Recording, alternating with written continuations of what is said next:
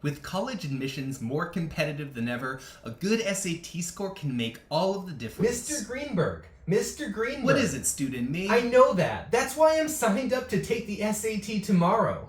But I'm freaking out because I don't think I'm prepared enough. Is it too late for me, or is there still hope? Well, student me, in the 15 years I've been teaching the SAT, I've gotten that question a lot. And while the SAT is ideally something you'd start preparing for weeks or months in advance, it's still possible to make significant progress in a shorter span of time, including in just 24 hours. So in this video, I'm going to give you 14 tips about what you can do in the final 24 hours to maximize your score on the digital SAT.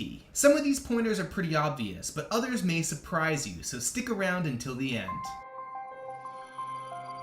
Tip 1. Secure a testing device and download Bluebook. Now, if you're watching this video, you've probably done this one already, but if you haven't, the most important thing that you can do is to make sure you have a suitable device for testing and to download Bluebook. That's the app that you'll be using on test day, and the College Board lets you download it in advance, so make sure you do that. The app is pretty straightforward, but some of the features, like flagging questions and crossing off answers, may take a little time to get used to, so you don't want to be figuring out everything for the first time on the actual test. 2. Take an official practice test. Once you've got Bluebook up and running, you'll have access to all of the free official practice tests. If you haven't already taken them, make sure to take at least one.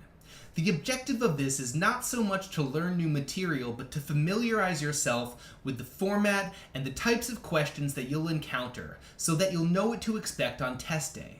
This will also help you gain comfort with Bluebook. 3. Review test instructions. Even if you've already taken several practice tests, it's not a bad idea to re-familiarize yourself with the instructions of each section on the test, so that you can quickly understand what's expected of you on test day. On the real SAT, every second is precious, so you won't want to waste any time rereading the instructions. 4. Avoid non-official practice tests. If you've already taken all the official practice tests, you might be tempted to squeeze in one more unofficial practice test on the day before the test. However, I wouldn't recommend it. Non-official tests can encourage bad habits and cause unnecessary stress. I've seen just about every test out there, and while some of them are not terrible, they all have some questions that are unrealistic, if not downright flawed. And while they still may be useful if you've got weeks or months to go, you don't want to be dealing with bad questions on the day before the test. Besides, if you've taken all the official tests already, you should already be very familiar with the exam format and the types of questions covered, so you benefit more from focused review rather than general practice. Which brings us to our next tip. 5. Prioritize areas of weakness. After you've taken some official practice tests, you should have a good idea of your strengths and weaknesses. So rather than wasting time reviewing concepts you already know well, focus on addressing gaps in your knowledge. A good way to do this is through the official question bank, which includes over 2,000 real questions and allows you to sort by question type and difficulty level. I'll leave a link for that in the description. 6. Review high-yield concepts.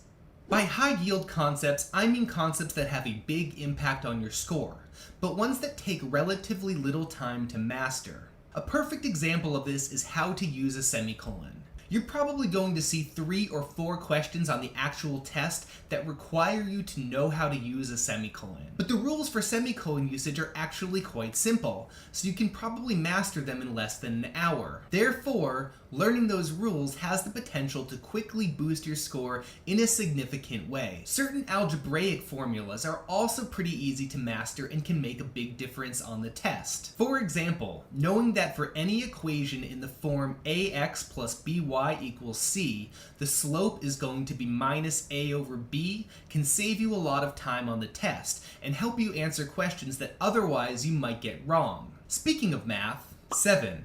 Refresh calculator skills. Calculators are allowed on the entire math section of the digital SAT.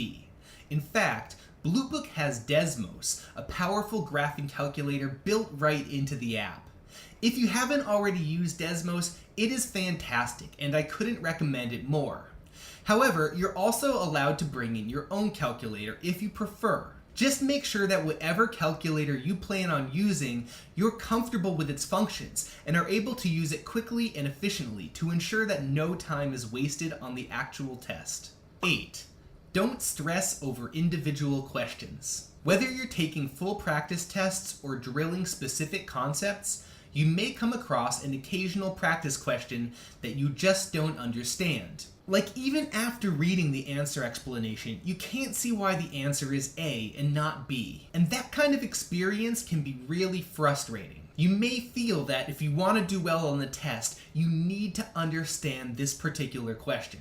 But if you've read over the answers and you still don't understand it, the best thing you can do at this point is to let that question go. Remember, the questions that you're practicing with are practice questions, and you are unlikely to see any of these specific questions repeated on the actual test. So rather than freaking out because you didn't understand the answer to one particular practice question from one particular practice test, take a deep breath and focus on building skills you'll need to solve new questions when you get to the real test.